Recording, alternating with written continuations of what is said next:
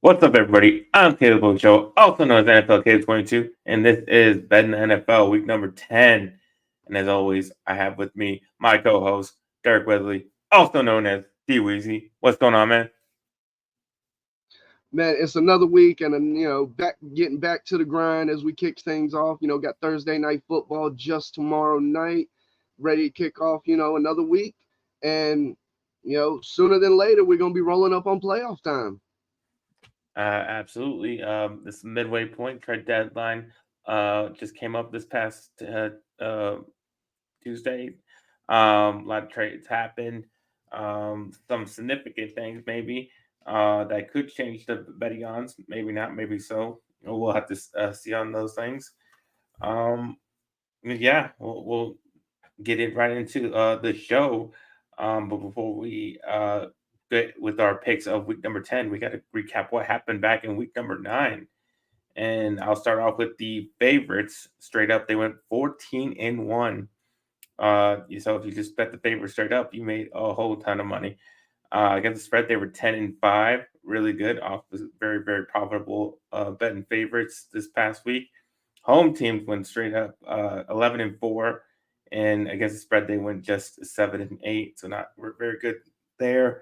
And 7 overs, 8 unders. So not a lot of points being scored this past week. Overall, the favorites straight up 96-42 against the spread. They are 74-60-4. So big favorite. Favorites are winning a lot this season. Home teams 74-64 straight up, but they are terrible against the spread. 60-74-4. And then there's been 72 overs, 64 unders. So there's been more overs, more points being scored this season than we've seen unders. But yeah, with all that said, what do you think about this past weekend, or anything significant you saw from it? Any teams? It was definitely shocking to see the favorites, pull out these wins the way that they, to the level that they did. You usually don't see too many weeks like that where it's that one-sided, at least from the sports book perspective. They're aiming for 50-50. They want action on both sides. They want some favorites to win. They want some underdogs to win. So it wouldn't be that shocking if, we were able to pull up the money and see that number of sports books took a major hit, at least from this past week, when it came to the casual bettor, just because of the frequency that the favorites were winning and covering. Yeah, you see a lot of the time the sharp bettors like to pick the underdogs in certain situations, and yeah, but in this case, and then usually the fans like to pick the favorites, and they probably won a lot of money. The house probably lost on this past week. We'd have to go back and check that, but that's my feeling on things. Just looking at the numbers here, but. For me, I had a good week. Not great, but good. Got back on a winning track, 3-2. My best pick was the Commanders -3 at the New York Giants. This was closer than I thought it might be. I thought it was going to be more of a dominant victory, and it looked like it was going to be that, at least up till halftime. They were like up 14 points at half. So I never thought this game was really in doubt or that they wouldn't cover. But the Giants did make it a little closer in the second half. Daniel Jones had a halfway decent game. But the Commanders did their thing. They were efficient, especially Jane Daniels, and they went in there, got the win on the road against a divisional opponent that sometimes a lot of the times gives them trouble. But they sweep the Giants this season, which is very out of the norm for them because they always get beat by the Giants. But not this season. They seem to turn the tables on them. Yeah, as far as it wasn't a good week for me. This past week, one of the few losing weeks I've had. Could probably take a stab at a couple different plays as far as my worst play. I'd have to double check. I know last week I was playing the alternate number on Caleb Williams that we didn't get to the over at 233. I believe he finished at 217. I'm curious just exactly how close to his original number that 217 was, because I know I was playing it at least 12, 15 yards higher than what it was. Um, but yeah, to see, that total come in that close and not be able to get there, especially when I believe he had at least 100 yards in the first half, I believe closer around 120. Um, I was just trying to pull it up real fast to see if While I you can. do that, we'll say what's up to Brendan Mar. Thanks for subscribing on Twitch. Yeah, we're broadcasting over there as well as YouTube. So yeah, appreciate the subscription, man. Yeah, and I got the number right here. It's prop last week if you were just playing at the number that the books were putting up. 222 and a half. Um, Came in, barely, 5.5 yards under that.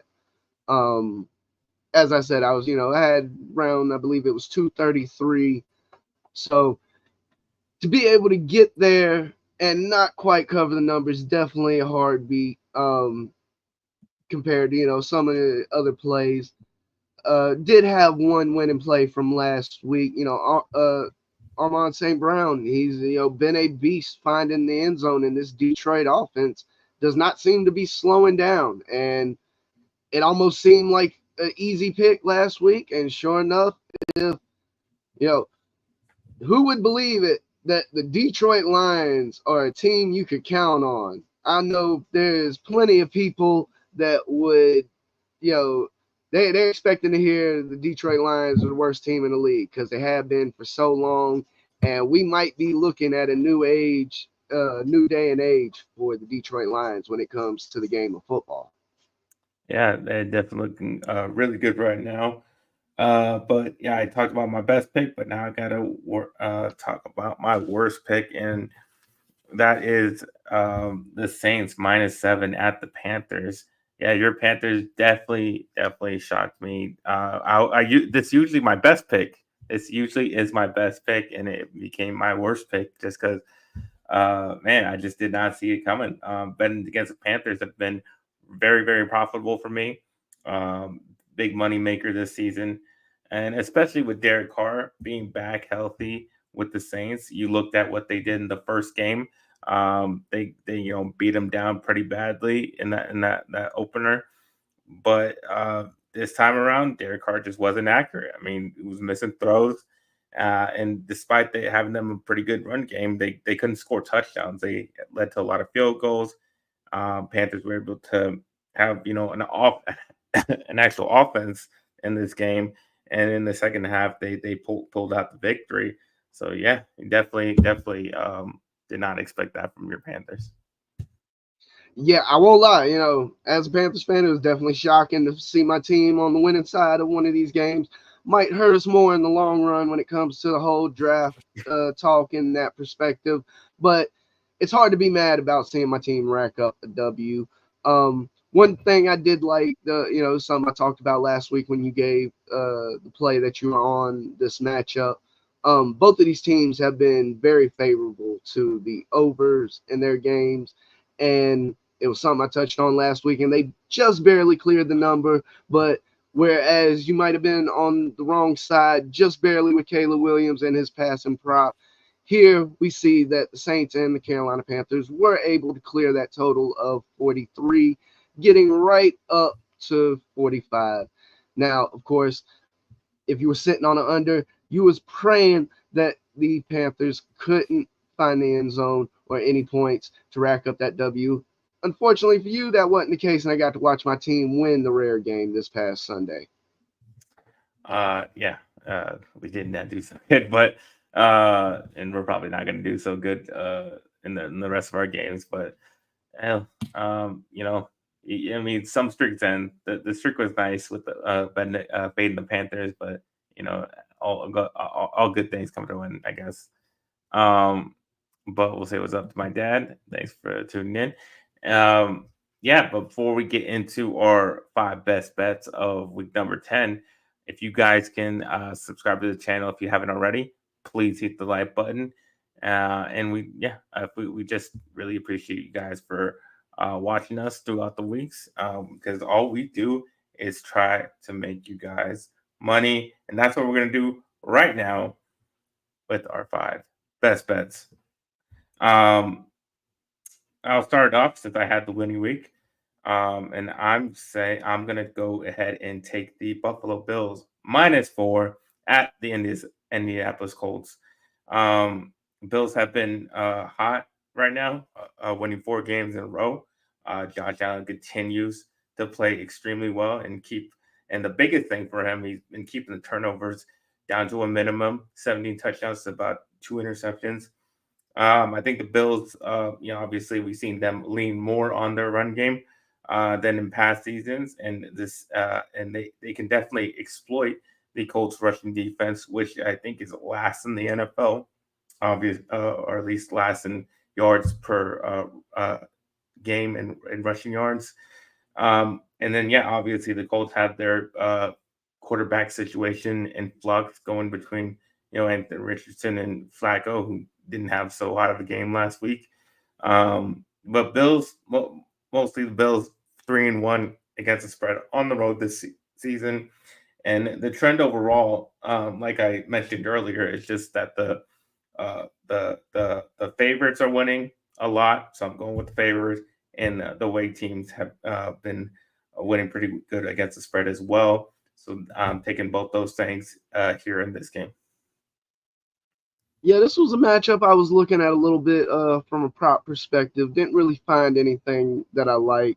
Um, Almost a bit surprised that we see the spread as low as we do. Where I'm looking, I'm seeing -4, but I would I would have expected this game to at least open somewhere closer around the -6 range, closer to that, a touchdown.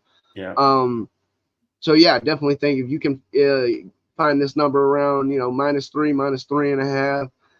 Me personally, I like to try and get under that 4 just because the havoc that can play when you get into the game script and how scoring might play out with, you got teams alternating TDs, but not tying each other.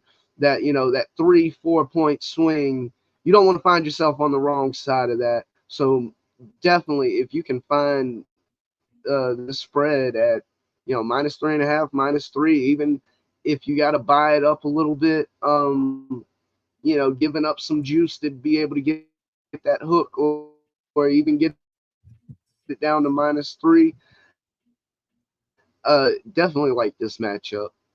I've been attacking Thursday night football here pretty much every week, and I'm going right back to it and switch things up a little bit. Got a little same game parlay to mix in because, when it comes to this player, I definitely like what they've been doing. They've been hot. They've been steadily producing week after week. Unfortunately for us, that means that the juice keeps going up, the numbers keep getting higher, and it makes it more and more difficult to try and find angles on players that are hot. And it's that simple. The books don't want you playing hot players.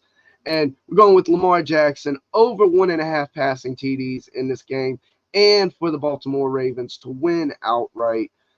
You're looking at a plus number of plus 116, not as juicy as you might imagine with, some, parlays you might put together, even with only 2 legs like this.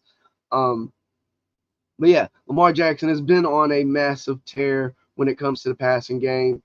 He's racked up multiple passing TDs, and I believe at least 4 out of the past 5 games. He put up 3 in one. I believe it was 5 in another. Um, and in this matchup, I do think that the Ravens offense is going to be able to put up points. We've seen, they added Deontay Johnson, who we didn't see much this past week, probably due to just the lack of time being with Baltimore, absorbing the playbook terminology. Um, So we're potentially talking about another added weapon. Derrick Henry is basically having a monster year, and Yeah. if my Carolina Panthers can go out there and score points on this Bengals defense, I am terrified of what the Baltimore Ravens could potentially do to this defense. So I'm gonna have to get behind the Ravens and Lamar Jackson on this one, over 1.5 passing TDs, and the Ravens to win outright. Yeah, obviously you saw what they did against the Broncos last week, who actually have a pretty good defense, and they were scoring all kinds of points on them. So definitely like that pick with the Ravens players. But my next bet, I got the Minnesota Vikings minus 4.5 at the Jacksonville Jaguars. But Vikings got back on track this past week, and I thought they would. That's why I had them as my bet against the Colts. They did cover in that game. Sam Darnold put up 3 touchdowns, almost had 300 yards. Did have 2 interceptions, and that's the thing about him. He may give some up to the other team, but I think it shows that the Vikings can overcome some of those mistakes that he has in these games, and obviously they've won a lot of games this season. So I think they got adjusted to maybe him having a couple mistakes. But the Jaguars, on the other hand, can't stop making mistakes. That's all they do in every game this season. The Jaguar, Trevor Lawrence himself threw 2 interceptions, no touchdowns. He did ran for a couple, um, but the game against the Eagles was going to be out of hand. I mean, they were going to get blown out if it wasn't for that fumble, recovered for a touchdown.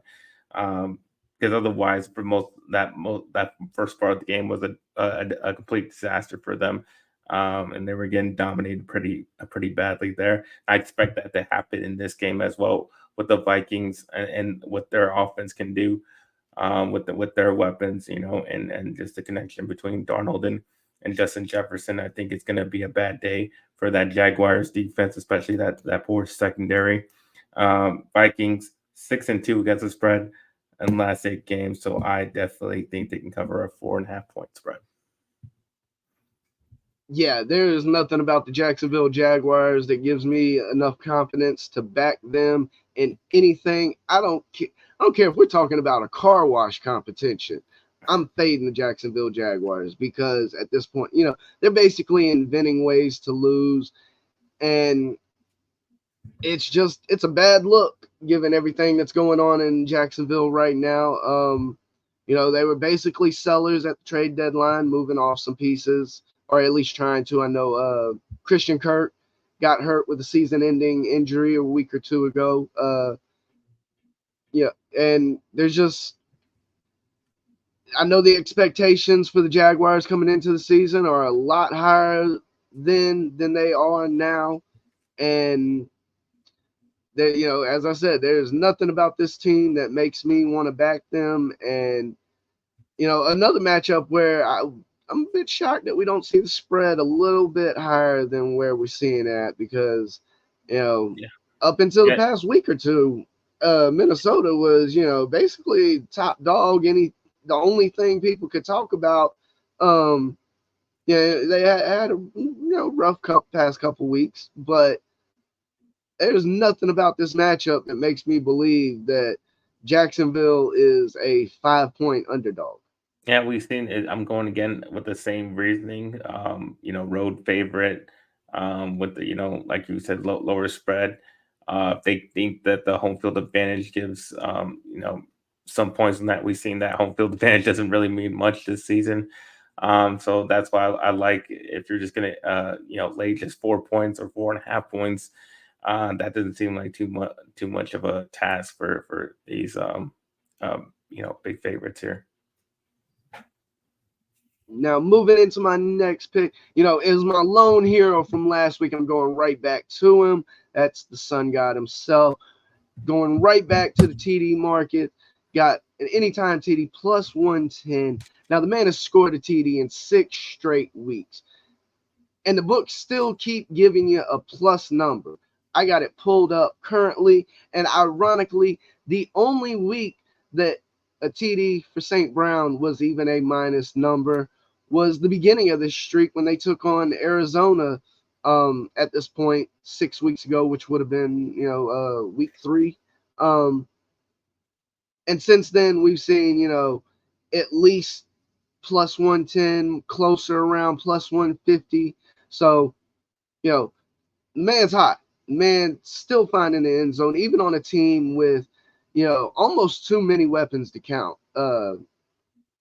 There's a number of players on this team that can find the end zone. I was riding with Laporta a couple of weeks back, cashed on his TD prop.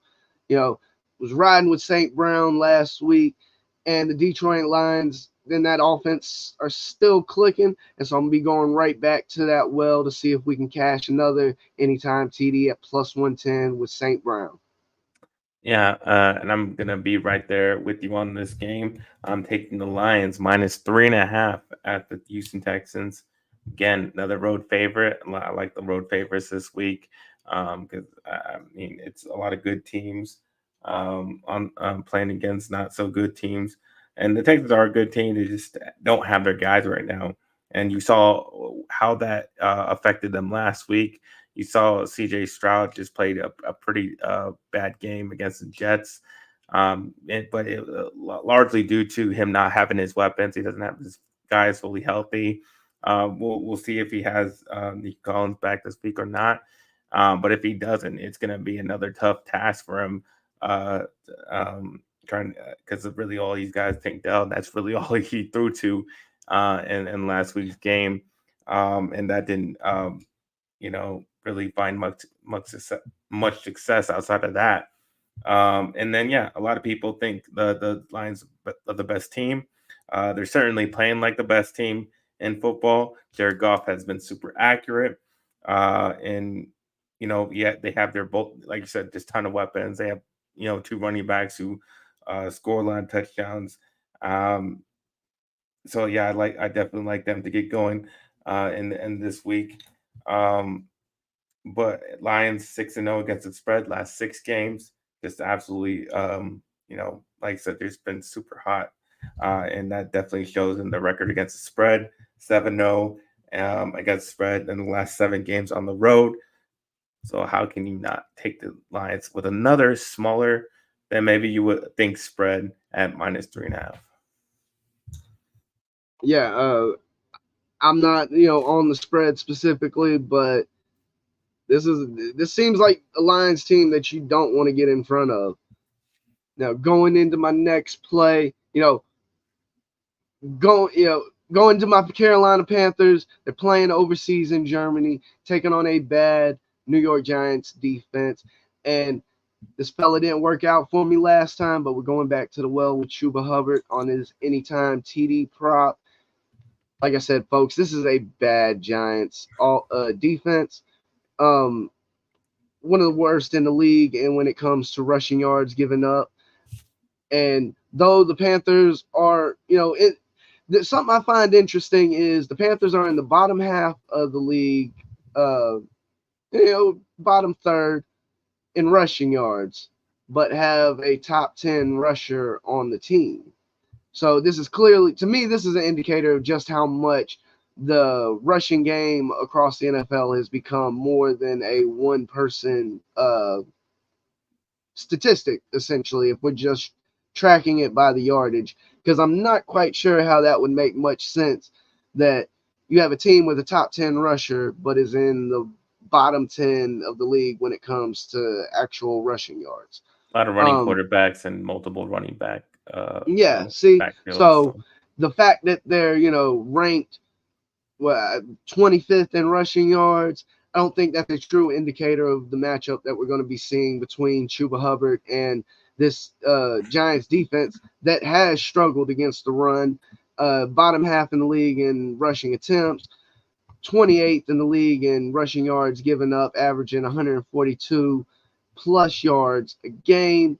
And also then you got the factor of going overseas. The pass game for the Carolina Panthers has been in question throughout the entire season. That's not going to change. being outside the confines of hell, even your own country, I would not be shocked to see them try and lean on the running game a little bit more. We saw Chuba Hubbard have success last week, even in a lower scoring game. And the beauty of the TD markets, you only need one unless you're playing two. But that's a whole different plus number that you're trying to chase down there. But on this, we got Chuba Hubbard score a touchdown, coming in at even money. So the books aren't really arguing with me when I say this seems like a good one. Right? You got picking your guy for that for that bet. For my fourth bet, yeah, my fourth bet of the week, I got the New York Jets at the Arizona Cardinals. I'm taking the Cardinals +1. Now this game has multiple spreads in different books depending where you look at. Some have the Jets as the underdog, some have the Cardinals as the underdog, some have it as a pick 'em. So you're going to definitely want to look through multiple books and see which best number you want to pick for this one. Obviously, I said I'm taking I'll take the point. We're going to give the Cardinals a point. Cardinals have more momentum going into this game. They have won three straight, with the last one being a very dominant victory over the Bears, where they held them to just 9 points. And the Bears' offense has been, getting better and better each week, but then they just ran into the wall with the Cardinals. Kyler Murray has looked good, more efficient in this three game stretch. Jets have had a good win last week against the Texans, but like I mentioned earlier, it was largely due to CJ Stroud not having his weapons, not having his guys healthy, and I think that largely affected that game. Also, you saw the Jets could have easily lost that game. They do a stupid mistake of dropping the football before the touchdown, and just other things that could have led to their loss in that one. So definitely, just because they won, I don't think this means the Jets are back on track or they're going to go on a streak or anything like that. I still think they're a pretty bad team. They just ran into a Texas team, a Texans team that wasn't healthy at that moment, and it was on Thursday night. A lot of weird stuff happens on Thursday night, so definitely not going to read too much in that. I like what the Cardinals been doing lately, so I'm going to take them. Jets just 1-5 against spread in the last 6 games. So yeah, I'm gonna be with Arizona. Yeah, Arizona is definitely trending in the right direction to be trying to back them in any circumstances. Um, and on the flip side of that, the Jets have clearly been a team in decline all season, and that's hard to imagine because how do the Jets find ways to get worse? I mean, and this is coming from a Panthers fan. I know how to recognize bad football and dysfunction, and you could make a lot of correlations between what's going on with the Jets and similar to what's going on with my Panthers and their situation. But there is nothing about this team that gives me any confidence that they'll be turning around this week. They don't even, they're the ones doing the traveling, so you don't even have the benefit of a West Coast team coming to the East Coast. It's Jets going out to Arizona to play this game. And yeah, with a small spread like that, and like you said, make sure to shop around because if you can find, Arizona getting that point or whatever it might be, you're almost better off just playing the money line because even if it's a minus number, you're talking about something less than the minus 110 you're going to be looking at dealing with the spread. And most likely, the best case scenario playing that spread, if the spread actually comes into play, you're probably talking about a push. And me personally, I'd just rather have an outright victor with it being that low. It really anything under 2 points. Um, Hell, if you can find it at a pick 'em, I'd definitely jump on that. Um, but yeah, a prime example of why it's worth shopping around and make at minimum making a point to at least check and compare because it's no different than any other product that you might be trying to buy out there. You may not go to every store, but you're likely to investigate a couple places as far as price, even if just to confirm that the place you typically go to has the best price. Um, so yeah, it's definitely worth making sure to check around for that best price in this matchup. Now moving into my next play, we're going to the Atlanta Falcons and Drake London to reach the end zone. Now they're taking on the New Orleans Saints, that team that just lost to my Carolina Panthers, a team that has been bad in the past game pretty much all season. And what did the Saints do this past week? They just They got rid of traded their away corner. their number one cornerback, the Yeah. guy that would likely be matched up for the majority of the game with Drake London. And that's exactly where I'm going in this matchup. Um, as I said, the Saints defense has been struggling in a number of facets. You could easily turn to Bijan Robinson in this matchup and some of Yeah. his props to try and find something because they've been god awful in the run game. Um, I'm going to the pass markets because even when they had Lattimore, they were awful in the pass game. And you're going to give me this team without Lattimore, you know, I'll gladly jump on this matchup and getting it at plus 140 definitely makes it a little bit sweeter.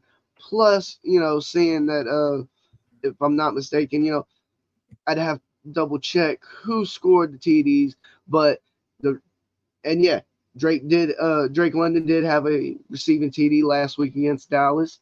Um, but also the offense has been moving the ball better the past couple weeks for Atlanta, and that makes it a hell of a lot easier to try and get behind their offense when you're talking about trying to target specific players to score TDs and other props like that.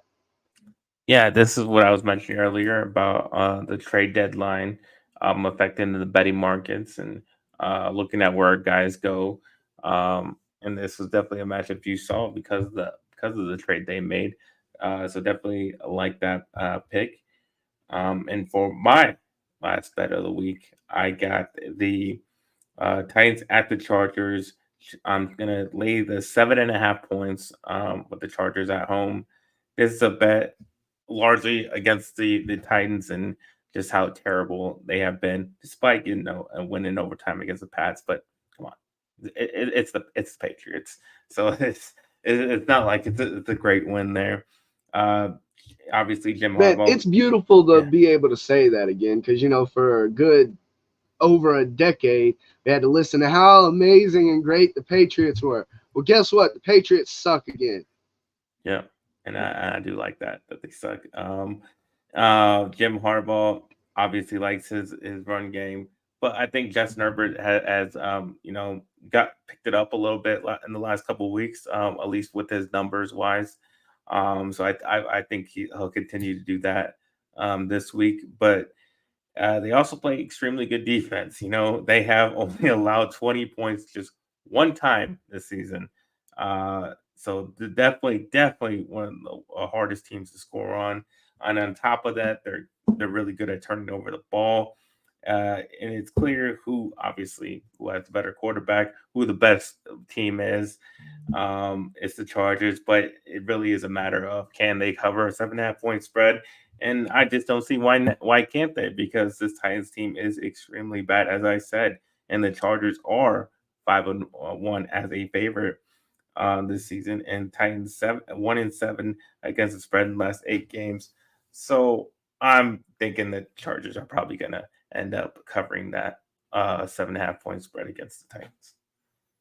Yeah, if I'm not mistaken, the Tennessee Titans are even worse than my Panthers when it comes to the spread. Like you said, 1-7, and yep, Yeah, Panthers are 2-7. It ain't much, but it's just enough. Um, yeah, the real question in this matchup will be what can the Titans do to score points to try and stay within that, minus 7.5.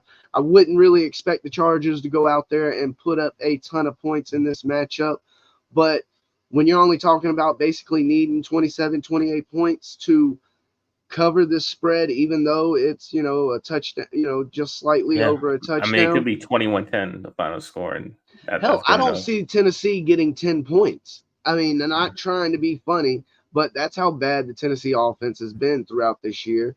and you talk about taking on a defense that we expected Harbaugh to make sure that the defense was on point, um, which wasn't hard to do with some of the pieces they already had in place there. Uh, but as well, this is a team they're going to want to lean on the run game. They're going to want to utilize that side or that part of the offense. Especially when you have a good defense, allows you to run, drain the clock down, grind the game away. Um, and even still, like I said, I don't see the Titans scoring points in this game. I would not be shocked if the Titans don't even reach the end zone. Maybe 2-3 field goals on the day. So yeah, I see multiple scenarios where you could easily get away with the Chargers scoring. Hell, the Chargers could score less than 20 points and still cover. Now that would be wild right there. Yeah. But yeah, just Tennessee's that bad, especially with dealing with the spread. And I'm all for fading Tennessee in this matchup. Now, going to my last play, kick things off with a same game parlay Thursday night and going right back to it. We got Derrick Henry over on his rushing prop at 92.5. Oh, no, excuse me. Yeah, over 92.5. Now, folks, that in today's NFL, that's extremely high rushing prop for a running back. I'd have to double check it, but I would not be shocked if there's not another running back out there with a prop over 70 yards, 75, maybe 80. Where we found Derrick Henry a few times throughout this season, number at 92.5. And I can't say that I feel uncomfortable playing that with the way Derrick Henry has been running the ball this season. And only downside is you're looking at some juice. Now, I also like him to score a touchdown in this matchup. Y'all heard me talking about Lamar Jackson in the passing game earlier. Well, I'm expecting points out of this Baltimore offense. And as I mentioned, we're not dealing with a quality defense, in my opinion, when it comes to the Bengals. And so I'm expecting points on the offense. Give me Derrick Henry to score a touchdown and over on his rushing prop at 92.5 for a nice plus 129. All right. That'll wrap up our bets for the week. And I'll wrap up this show as well. So you can tell everybody where they can find you, DWeezy. Yes, the folks can reach me at Backyard Action Media here on YouTube and at the Yard Bets on Twitter. I'm gonna be trying to do a show this Saturday where I'm gonna be diving into some live NBA markets and also covering some of the spread or more props and just potential angles that might be out there for NFL Sunday. Was trying to get it going last week, this past Saturday. Unfortunately, that wasn't the case, so got to jump it off this Saturday. All right. You can find me at NFL22 on Instagram and Twitter/X. And you can find me on this channel on Friday doing Good Friends, Better Rivals, talking Cowboys, talking Giants. It's going to be a very sad episode because, both teams suck right now. So we'll be talking about that and just going in detail of how bad we suck. Uh, and we'll be back next week as we always are every single week, all through the NFL season, all the way up to the Super Bowl, giving you our 5 best bets of the weekend. But we thank you all for watching and tuning in. And like I say, safe betting out there. Only bet what you can afford to lose. And let's get ready to make that money.